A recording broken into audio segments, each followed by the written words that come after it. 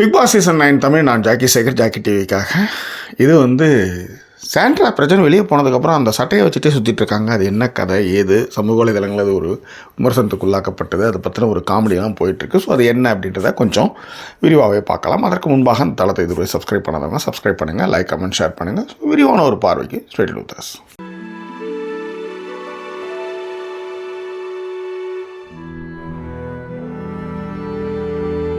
Sandra Bigg Boss season 9 வந்து wild card கண்டஸ்டராக வந்தாங்க. அவங்க ஹஸ்பண்டோடு வந்தாங்க. அவங்க ஹஸ்பண்ட் வந்து பிரஜன் ஒரு காலத்தில் ரொம்ப பாப்புலராக இருந்தவர். சினிமாவுக்காக எப்பயும் போராடிட்டு இருக்காரு. இன்னும் அவங்களுடைய பழைய கதைகள்லாம் சொல்லும்போது நிறைய கடன்கள்லாம் இருக்குது, 2 பசங்க இருக்காங்க.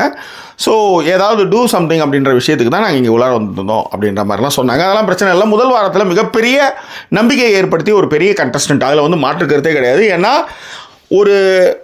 ஒரு ஹெல்ப்பே இல்லாமல் ஒட்டுமொத்த கண்டஸ்டண்ட்டையும் ஏமாத்துறதுன்னு ஒன்று இருக்குல்ல, அந்த விஷயத்தை வந்து சிறப்பாகவே சாண்ட்ரா வந்து பண்ணாங்க. ரொம்ப திறமைக்காரவங்க அப்படின்னு எல்லாருமே ஃபயர் விட்டாங்க, இன்க்ளூடிங் மை செல்ஃப். ஆனால் பார்வதி அவங்க டீமுக்குள்ளே வந்ததுக்கப்புறம் கரைப்பார் தேய்ச்சா கல்லு தேயும் அப்படின்னு சொல்லுவாங்க, எறும்பூர கல்லு தேயும்னுவாங்க. அந்த மாதிரி நீங்கள் என்ன தான் ரொம்ப டேலண்டான ஆளாக இருந்தாலும் உங்களுக்குள்ளே நீங்கள் சாப்பிட்ற சாப்பாடுலேருந்து குடிக்கிற தண்ணியிலேருந்து, இப்போ ஒன்றும் இல்லை, தண்ணி கொஞ்சம் சுத்தமாக இல்லைன்னா என்ன ஆகும், டைரியெல்லாம் வந்துடும்.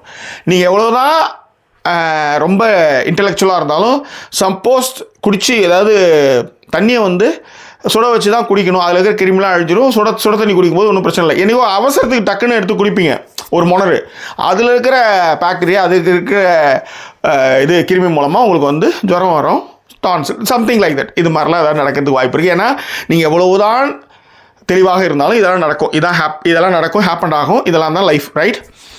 ஸோ இங்கே வந்து என்னென்னா, முதல் வாரத்தில் வந்து ரொம்ப ரொம்ப பெரிய லெவலில் இருந்த சாண்ட்ரா வந்து அடுத்த வாரத்துலேருந்து பார்த்தீங்கன்னா அவங்க பயங்கரமாக சறுக்க ஆரம்பித்தாங்க. அது மட்டும் கிடையாது, அவங்க ஹஸ்பண்ட் வந்து திவ்யாவை ரொம்ப கேர் பண்ணுறாருன்ற ஒரு விஷயத்தையும் மனசில் வச்சதுக்கப்புறம் எல்லாரும் மேலே எரிஞ்சு விழுந்தாங்க. இதெல்லாம் நம்ம பார்த்தோம். அதே நேரத்தில் அவங்க வந்து சுபிக்ஷாவை அவங்க ட்ரீட் பண்ணுற விதம், மற்றவங்கள அவங்க கனியை வந்து அவங்க ட்ரீட் பண்ணுற விதம், இது எல்லாமே வந்து அவங்களுக்கு வந்து அவங்களுடைய பெயரை வந்து கொஞ்சம் ஓரளவுக்கு கெடுக்கவே ஆரம்பிச்சிது வெளியில். இது வந்து அதுவும் முக்கியமாக கனி சுபிக்ஷா மாதிரியான கொஞ்சம் இந்த ஃபேர் அப்படின்னு ஒரு விஷயம் இருக்குல்ல, அதில் கொஞ்சம் வந்து அவங்க வந்து பேசுகிறது வந்து சகிக்க முடியாத ஒரு விஷயமாகவே இருந்தது. கொஞ்சம் மேட்டிமைத்தனமாக அவங்ககிட்ட இருந்தது. இதெல்லாம் அவங்க மீது வைக்கக்கூடிய விமர்சனம். அவர் வந்து ஊருக்கு போகிறதுக்கு முன்னாடியே, இந்த வாரம் வந்து அவர் வந்து காரில் ஏறி ஒரு சுற்றி வருவார். அதுக்கே அவங்க பயங்கரமாக கதறுவாங்க. அதுக்கு பிறகு வந்து வந்ததும் மயக்கடிச்சு விடுவாங்க. எல்லாம் அதை நம்ம வந்து பார்த்தோம். ஒரு சிலர் வந்து அதை நடிப்போன்னும், ஒரு சிலர் வந்து இல்லை அது உண்மைதான், இல்லை இன்னொரு சிலர் வந்து இல்லை அவங்களுக்கு வந்து பேரண்ட்டே கிடையாது, அவங்க வந்து இந்த மாதிரி விழுந்துட்டாங்க, அதெல்லாம் உண்மைதான் அப்படின்னு சொன்னாங்க. பட் ஆனால் அது கொஞ்சம் ஓவராக தான் இருந்துச்சு. அதே நேரத்தில் ஒருத்தவங்களுடைய துக்கத்தையோ இல்லை வருத்தங்களையோ நம்ம இன்னொருத்தவங்க அது பார்க்க முடியாதுனாலும் கூட அது ரொம்ப ஓவராக தான் இருந்தது. அப்போ தான் நம்ம வந்து விமர்சனம் வச்சோம், வெளிநாட்டிலலாம் போய் வேலை செஞ்சுட்டு வரான்ல அவங்க அதெல்லாம் என்ன அப்படின்ற ஒரு கேள்வியை அதில் முன் வச்சோம், ரைட்? இப்போ என்னென்னா, அந்த சட்டை அவர் வந்து அதுக்கு அடுத்த வாரம், அதாவது காரில் போயிட்டு வந்த அதுக்கு அடுத்த வாரமே அவர் வந்து வெளியில் கிளம்புற மாதிரியான ஒரு சிச்சுவேஷன். இந்த சிச்சுவேஷனில் என்ன ஆச்சுன்னா, அவங்க வந்து பயங்கரமாக, அதாவது வீட்டை விட்டுலாம் ஓட ஆரம்பிச்சிட்டாங்க, கேட்டை தாண்டி ஓட ஆரம்பிச்சிட்டாங்க. அப்புறம் திரும்ப அவர் வந்து சாண்ட்ரா உளருவாங்கலாம் சொல்லி அதுக்குள்ளார போனாங்க. போகும்போது அவங்க வந்து பிரஜன் வந்து என்ன சொல்லிட்டு போனார்னா, திவ்யா கிட்ட நீங்கள் பார்த்துக்கோ அப்படின்ட்டு போனார். இப்போ உங்கள் பக்கம் ஏகப்பட்ட விஷயங்கள் இருக்குது, நிறைய இழப்புகள் மாதிரி நீங்கள் நம்பி வந்த 100% நம்பி சொல்லக்கூடிய பேசக்கூடிய ஒரு கணவர், அவர் வந்து வெளியில் போயிட்டார். இப்போ நீங்கள் தனியாக விளாடணும். அப்போ வந்து உங்கள் போகிறப்போ உங்கள் கணவர் வந்து திவ்யாவை பார்த்துக்கோன்னு சொல்லிட்டு போகும்போது திவ்யாவை ரொம்ப டேக் கேர் பண்ணிக்கிறது தான் உங்களுடைய பிரச்சனையே.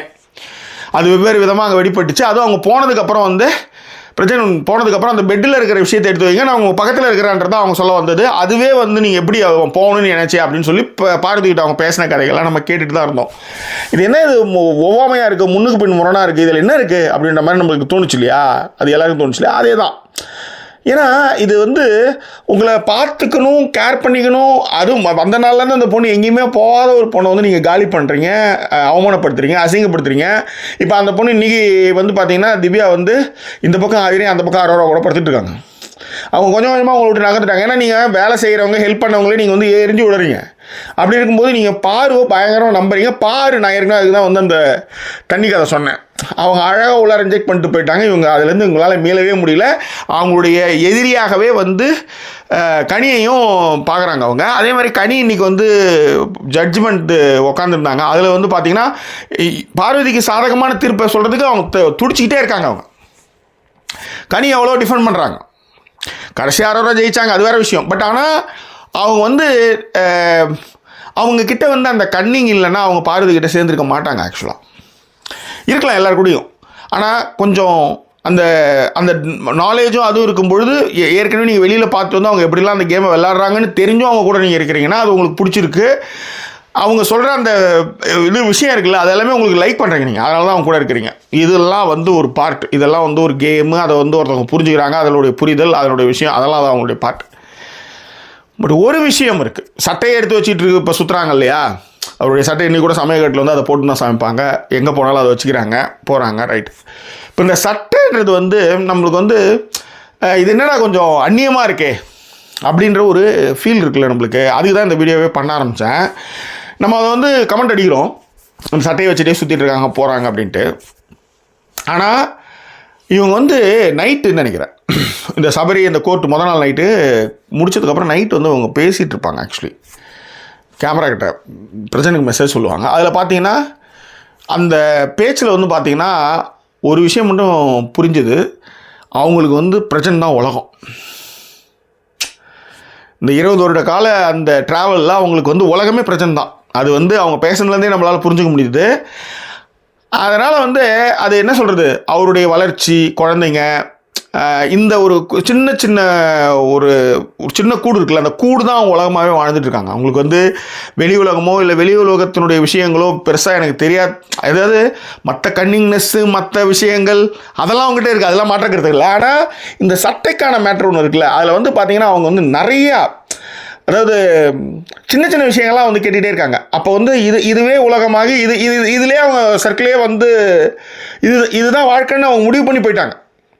அந்த இதுதான் வாழ்க்கைன்னு முடிவு பண்ணியே இருக்கிறதுனால தான் வந்து குழந்தைங்க போனாங்களா, நீ வந்து ஷேவ் பண்ணிட்டியா, நீ வந்து இது குளிச்சியா, போனையா, ட்ரெஸ் மாற்றி, இந்த லெவலில் வந்து அவங்க வந்து கேட்டுட்ருக்காங்க. ஆக்சுவலி நான் சொல்கிறது என்னென்னா, இப்போ இது சேம் லைக் வந்து என் ஒய்ஃப் அப்படி தான் பார்த்துக்குவாங்க. ஆனால் என்ன விஷயம்னா, அவங்க வெளியில் வேலைக்கு போகிறாங்க, போகும்போது நிறைய டைவர்ஷன்ஸ், நிறைய விஷயங்கள் இருக்கும்.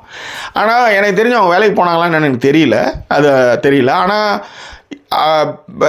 இவங்க வீட்டிலே இருந்து இந்த விஷயங்கள்லாம் பார்த்துக்கும்போது அவங்க வந்து முழுக்க பிரச்சனை சார்ந்தே இருக்கிறாங்க. வீட்டுக்கு ஃபுல்லாகவே மைண்ட் ஃபுல்லாகவே இல்யூஷன் ஃபுல்லாகவே எல்லாமே அவரே இருக்கும் பொழுது அந்த நான் சட்டையை வச்சுக்கிறதுக்கு இங்கே வரவே இல்லை. ஆனால் அவங்களுடைய உலகமே பிரஜன் அப்படின்றது தான் அவங்க பேசுனதுலேருந்து எனக்கு புரிஞ்சுக்க முடியுது. It's common. ஏன்னா நீங்கள் வெளியில், அதனால தான் நான் சொல்லுவேன், என்றைக்குமே லேடிஸ் வந்து ஒரு 10க்கு 10 20க்கு 20 40க்கு 40 அடைஞ்சிடாதீங்க. வெளியில் போங்க, உலகத்தை பாருங்கள், நிறைய விஷயங்கள் உங்களுக்கு புரிப்படும். அதுதான் நான் திரும்ப சொல்கிறது.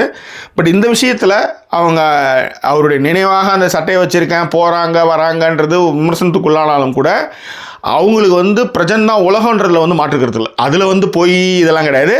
அந்த அன்பை செலுத்துகிற விதத்தில் சில விஷயங்களில் ட்ராமாக்கள் வந்து கொஞ்சம் நிறையவே இருக்குன்றதுலேயும் இந்த இடத்துல நான் வந்து மறுக்கலை. மயக்கடிச்சு விடுறது, அவங்கள வந்து என்ன சொல்கிறது, சட்டையை வச்சுட்டு உட்காடுறது, ஒரு நாள் ஃபுல்லாக அந்த இடத்த விட்டு நவராகமாக உட்காந்துருக்கிறது எல்லாமே வந்து, ஏங்க இத்தனை பேரை வந்து சுத்தலை விட்டவங்களுக்கு இதெல்லாம் தெரியாதா அப்படின்ற ஒரு நிலைமைக்கு நம்மளால், ஒரு ஐடியாலஜிக்கு இல்லை ஒரு விஷயத்துக்கு நம்மளால் வர முடியுதுல்ல, அதே தான். ஸோ அப்படி இருக்கும்பொழுது இது நல்லாவே அவங்களுக்கு அது தெரியும். இருந்தாலும் அவங்களுக்கு இதெல்லாம் கொஞ்சம் நடிப்பு, வெளியில் இப்படிலாம் போகுன்றதுலாம் அவங்களாம் தெரியாமலாம் கிடையாது. ஆனால் என்னென்னா, நான் வந்து அவனை எவ்வளோ நேசிக்கிறேன்றதை காமிக்கிறதுக்கான ஒரு விஷயமாகவும் இருக்கும். வீட்டில் எதுக்கு ஃபோட்டோ வச்சுருக்கோம், டெய்லி வீட்டுக்கு வந்துட்டு போகிறோம் தான், புருஷன் புள்ள எல்லாம். ஆனால் ஏன் வீட்டில் ஃபோட்டோ வச்சுருக்கோம், அது மாதிரி தான். அந்த சட்டையை வந்து அவங்க வச்சுருக்கிறதுக்கு காரணம், இது இப்படி போகும், எவ்வளோ அன்பு செலுத்துகிறாங்க பாருங்கன்னு தெரியணுன்றதுக்காக கூட இருக்கலாம். ஆனால் அவங்களுக்கு உலகம் வந்து பிரஜன்றதில் மாற்றுக்கிறது இல்லைன்றதான் அவங்க நைட் வந்து அந்த வீடியோவில் பேசுகிறத வச்சு நான் அந்த வீடியோவை பண்ணியிருக்கேன். ஸோ இது குறித்தான கருத்துக்களில் மாற்று கருத்துக்கள் ஏதாவது உங்ககிட்ட இருக்கலாம், அது வந்து பின்னோட்டங்களை தெரியப்படுதுங்க. ஸோ மீண்டும் வேறொரு ஸ்பெஷல் வீடியோவில் இதே மாதிரி உங்களை நான் சந்திக்கிறேன். அது ஒரு நன்றி கூறி வருவது உங்கள் ஜாக்கி சேகர். நன்றி, வணக்கம்.